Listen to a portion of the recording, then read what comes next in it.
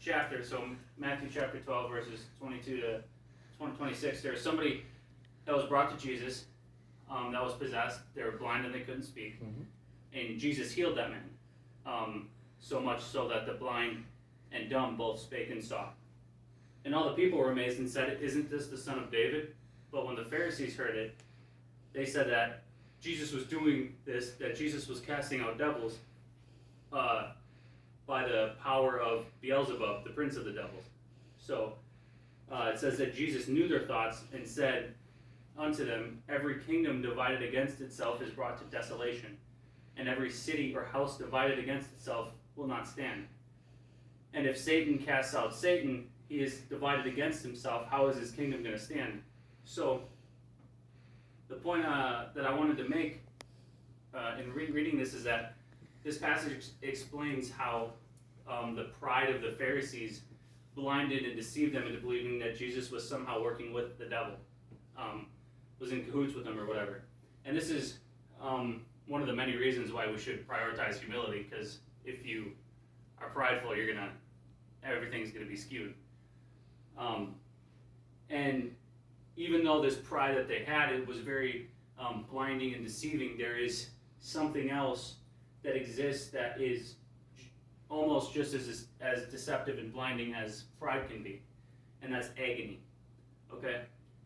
It's pain. If a man were to wake up in the middle of a surgery and he woke up and opened his eyes, all he would see is a doctor standing over him, sticking a knife into him. Okay? So in that moment, it's going to look like the doctor's hurting him, but really, he's helping him. The man just doesn't realize it because he's on anesthetic and his mind's gone right now. So similarly, in the same way, we are going to catch a glimpse, okay, into the supernatural, the spiritual, in our lives, and we're going to have moments where we kind of wake up in a way, and what we're going to see is God standing over us with a knife. And it's going to feel like betrayal. And we can sit around a warm room and sip hot chocolate and eat muffins and talk about how crazy that sounds and how God would never hurt us and he'd never cause us any harm and he'd never cause us pain. And we can talk about that. But if you spend long enough time in life, at war, going through hardships, this can become much more of a reality. Okay? We can obviously with clear heads say no and believe that God is on our side, and that's one thing, but if you spend long enough times at war, then the fog kind of starts to settle in. And even that belief that God is on your side can be shaken. And there's a man who knows that a little too well. His name's Job. He has a whole book in the Bible. He was persecuted and tortured beyond words simply because he was a good man. His entire life got thrown into a meat grinder because God and the devil had a bet. So it's easy to shout about the sovereignty of God. He's sovereign, he's a king, he can do whatever he wants, he's God. It's easy to talk about that in the mountaintop, but when you're facing hardships in life, when you're in the valley and you're not on the mountaintop anymore where it's peaceful, you're down in the cold and you're in the dark, it's a lot harder to see. Job said things like, the arrows of the Almighty are in me. Job also said to God, even though you're killing me, I'm still going to trust you. Yes. Okay? So Job is somebody who is well acquainted with the fog of war. Job got shot, and when he looked up, all he saw was God standing there with a gun. His beloved God, the God that he served his whole life, the God that he did everything for and that he made sacrifices for and he lived for. That's all he saw. So, we've all heard countless sermons about what to do when the devil attacks you, when the world attacks you, and when people attack you. But what about when God attacks you? It's a little trickier. It's a little harder to understand. People say, "Oh, God would never attack one of his own children. He loves us." True? What was Job's life then?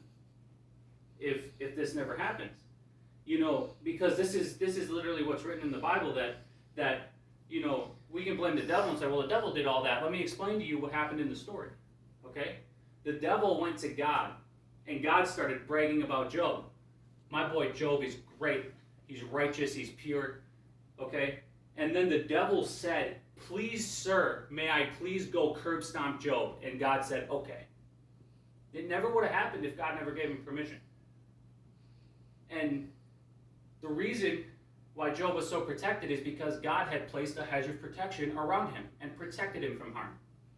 And the devil had to ask for God to remove it. So you can blame the devil for what happened to Job, but it never would have happened without God's say-so.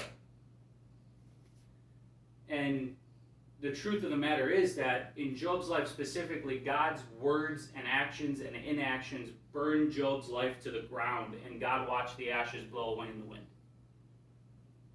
And that was just the fact of the matter. And here's the thing too, at the end of Job chapter 42 verse 11, it says, this is after Job has gone through everything he went through. This is when his life is starting to settle down and start to be okay again, and he's starting to get good things again and be at peace.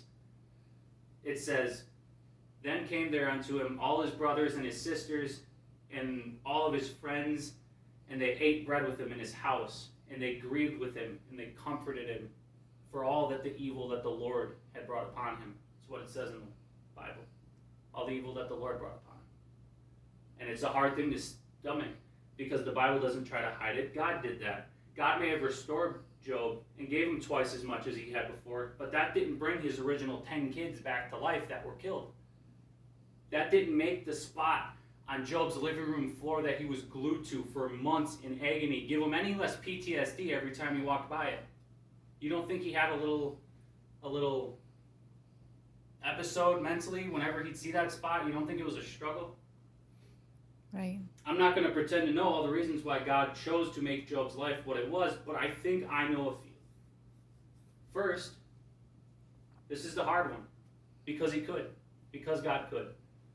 That's the cold hard truth. God is sovereign. He's God. He can do whatever he wants.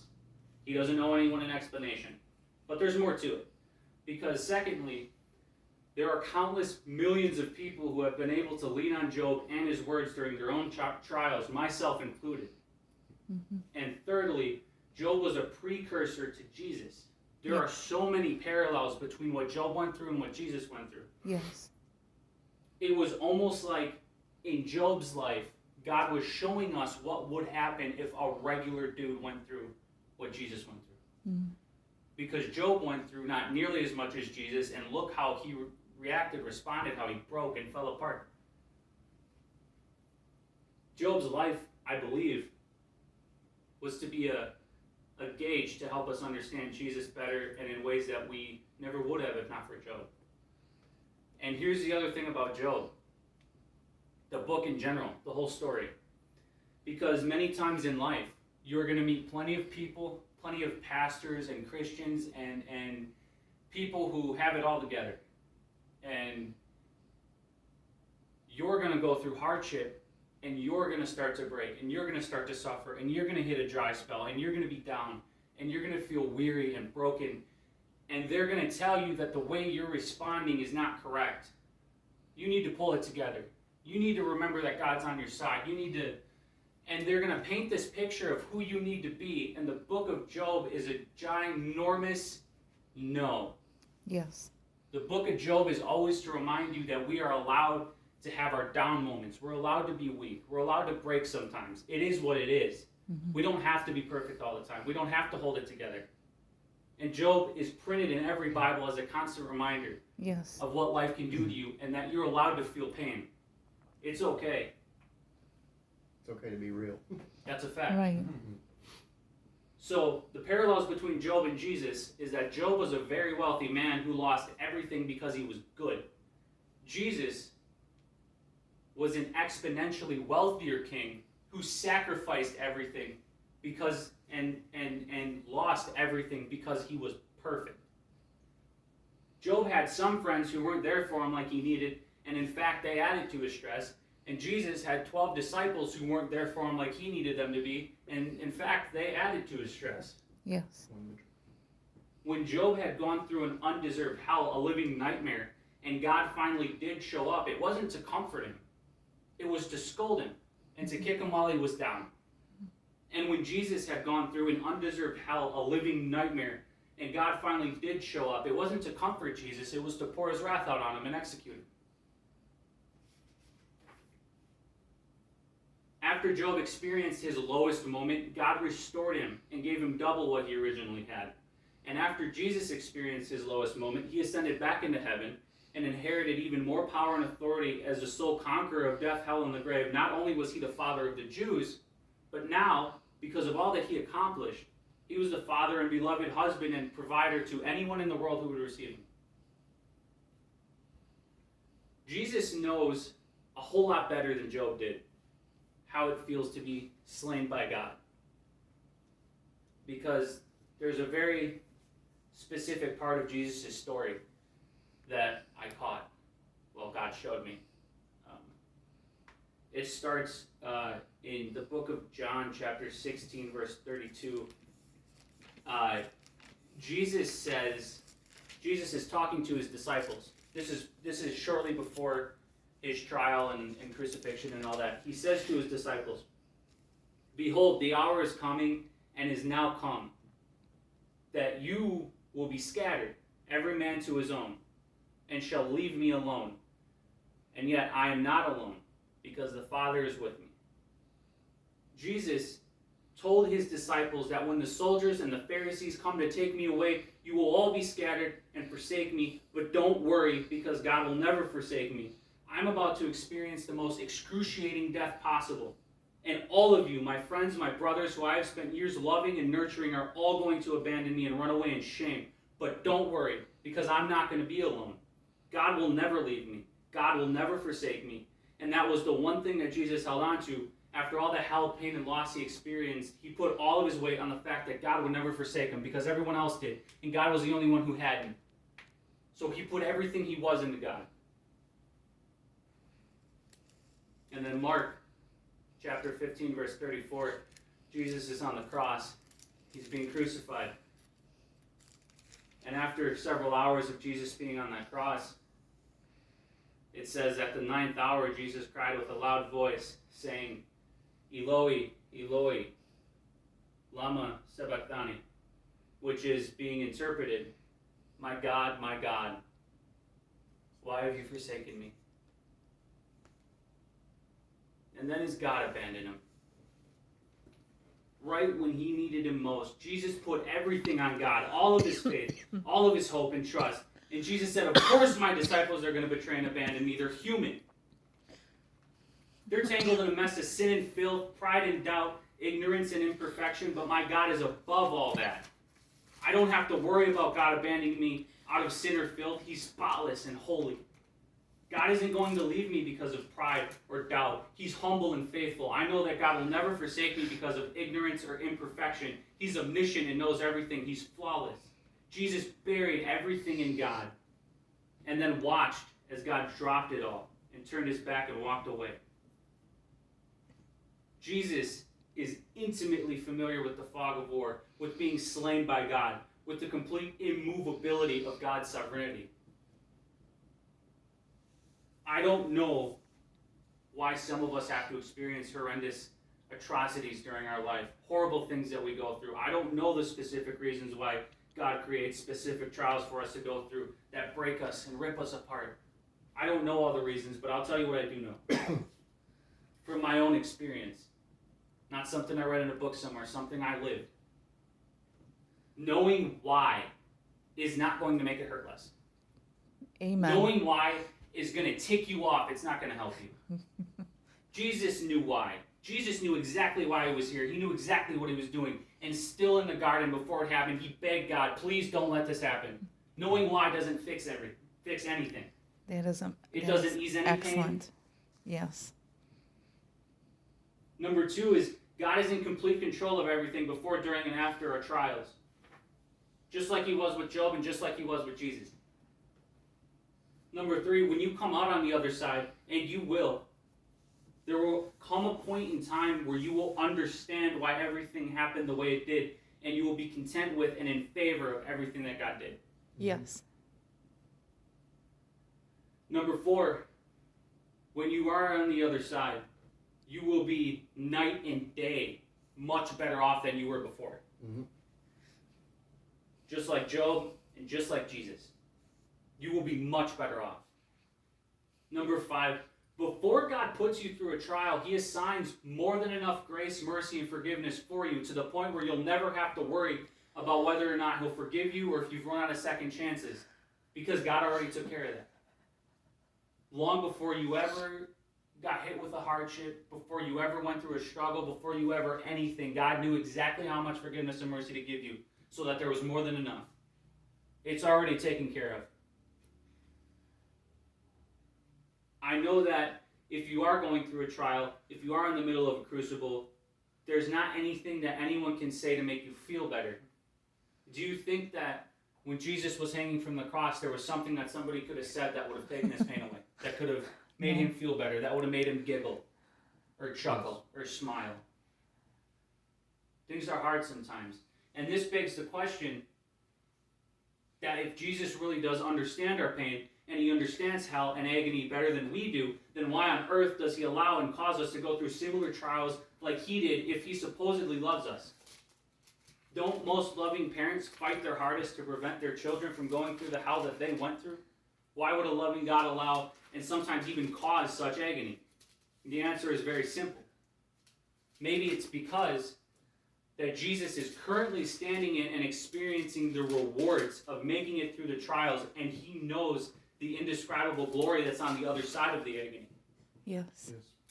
He knows that it's worth the cost because he's living in it. And he wants us to experience that glory too. If it was even remotely not worth it, then God wouldn't allow us to go through it. But it is worth it. So he does allow us to go through it. Unky Paul, the apostle, my guy. He wrote half the New Testament. That's my guy. All right?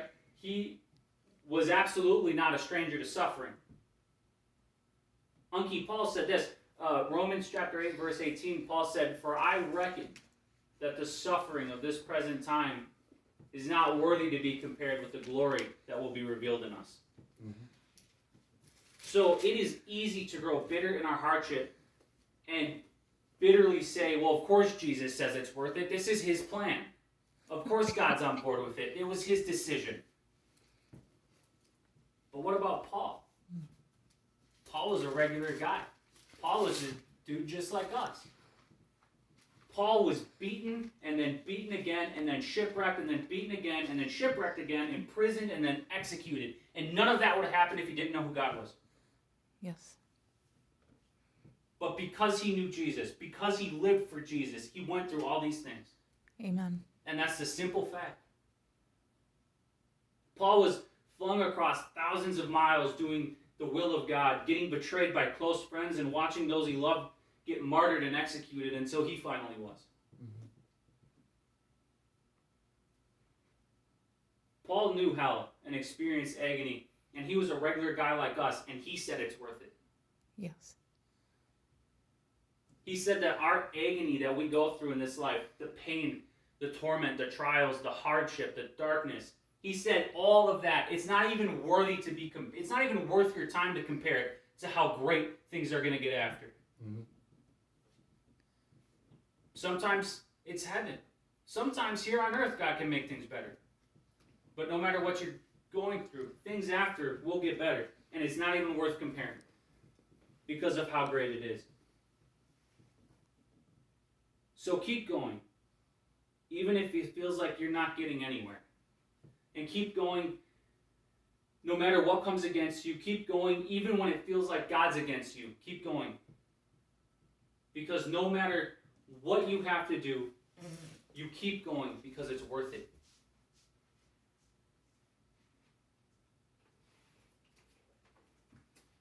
That was hard to get through.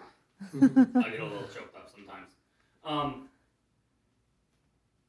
This is one of the things that you know, I was kind of worried to speak on because a lot of sentences in there is kind of like pointing a finger at God, which is a spooky thing to do. Mm-hmm. Okay, but I wanted to be honest because no one ever was with me. Yes. Because churches and Christians, I love them, but they have this idea in their head of what you're supposed to look like when you're struggling, and it's not right. Yes. That you're allowed to break, you're allowed to cry, you're allowed collapse on the sidewalk and bawl your eyes out. You're allowed to. You don't have to, oh, well, you know who Jesus is. You should be smiling. Okay, go live your fake life. I'm going to live the real one. Come on. Go live your fake life. You're allowed to fall apart.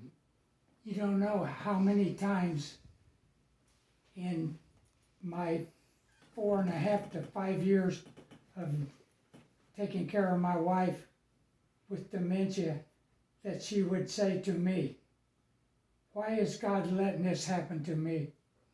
Yeah. I mean, time and time and time again. I Yeah. can't imagine that. That's the thing. You're allowed to ask that. It's not wrong. Right. It doesn't make you. Jesus asked why. Jesus asked. Yeah. Jesus asked why. Why is this happening? Yeah, sometimes people at my church would say, like, don't question God. Why would you question him? And I'm like, oh, we were allowed to. Who else are you supposed to ask for? Yeah, I was like, just everyone just, why question God? And I'm like, why not? Like, Right. God wants us to have our own mind. Yep. We can't just be robots Right. and not question everything sometimes. It's good to question things, and not every time he'll answer, but sometimes he will. Right. Stuff like, and I like what you said there. Is like, you know, it was all the Old Testament is a foreshadow of Jesus coming Yep. and stuff, and then what he's going to go through, and what the plan. It's the plan of salvation all the way through. You at first I was like, I can't stand the Old Testament, especially the genealogies, man. But you read it and stuff, everything was important. Right. Even Yes. the people that sinned, it was important to God to put them people there because he cared for them. Yes. He loved them people and Yes. stuff. And the fact that, you know, even Job, though he slay me, I will bless his name, you know, Right. and stuff. But God will, you know, put us through stuff sometimes a lot of the times is to help somebody else and Right. stuff. Like, how can we be more compassionate and stuff? We've been teaching that a little bit at the church too and stuff. How can you be compassionate with somebody and know what they're going through if you didn't go through what they went through? Right. And Right. stuff. How can you help somebody? Same with Joseph. How could he could have been a good king? Next, second best to the king of Egypt or whatever, you know, Pharaoh and stuff, if he didn't know how to be what them people went through, how to Right. hunger, Right. how to serve and everything. He wouldn't have been a good leader Right. and everything. God helps us and stuff. And we were like, God, why are you doing this to me? Why, what did I deserve to do this? And God has somebody else in mind to help that person. Right. And stuff. He cares enough about that one person. He'll put somebody through hell to be able to help them people through that Right. Yeah. and stuff. A lot of times, God's good about that and stuff. And it's just like, why are we suffering? But in the end, you're better off because if you were with God and suffering, you're better off than suffering in the world and by yourself Right. because He'll help you through it and lead you. That's the thing that people get confused is you got the bubbly kind of surface Christians who say, you know, if you're going through your life's hard, just give your life to God and it'll get better. Here's the thing about that. You give your life to God and it's not going to get better. Objectively, cynically, it's probably going to get slightly worse. The difference is, We got God with us. the difference is that you're going to go through garbage no matter if you live for God or not. Yeah. But the cool thing about it when you live for God is that good things happen to you, and there's a good ending to it. If you live without God and you go through hardship, nothing happens after. You just went through the hardship, and that's it. Now you're going to go through another one. Right. Where God rewards you for each hardship you go through. You learn, you grow, you get stronger, you get better. You get better. I just read Proverbs that said that the word said when you live for God and stuff, you'll have an ending. And I was like, man, that's kind of rough. But then I looked at the Greek meaning for it. It says you will have a reward Right. and stuff. So the ending not necessarily bad. It's like God has something for us, Right. a plan and everything. And he looks out for us. Like you said, the world's going to treat you like rough and everything, but God's going to be there for you and help you. Yep. That's why David said he prepares a table before my enemies. Yeah. And stuff. He's going to help us rest, and the enemies have to watch. Yeah. And stuff. But that don't mean that the enemies are surrounding you and everything. He's not taking you out. The enemies are still there. But he'll give us Right. rest in between sometimes. Right. Right. He'll give us peace. Yeah. Emily, would you like to say anything, sister? I think with what you said, that the hardships that we go through is like, because a lot of times